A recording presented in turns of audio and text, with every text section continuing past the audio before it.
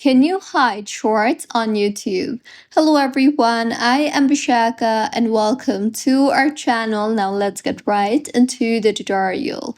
Firstly, go ahead and open the YouTube application on your device and make sure you are signed in.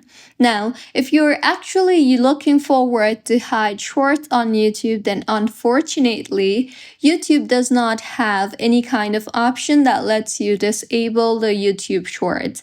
However, there is a workaround, so go ahead and tap on the U option on the bottom right of your screen and then tap on the settings option on the top right of your screen.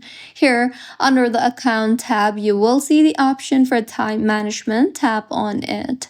Now, under the daily limits option, go ahead and toggle on the toggle button for shorts feed limit and then go ahead and set it to 0 minutes. And with this, whenever you open shorts on YouTube, you will receive this kind of notification. If you find this tutorial helpful, please like the video and do comment if you have any queries.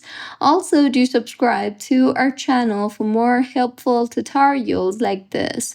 See you on the next one.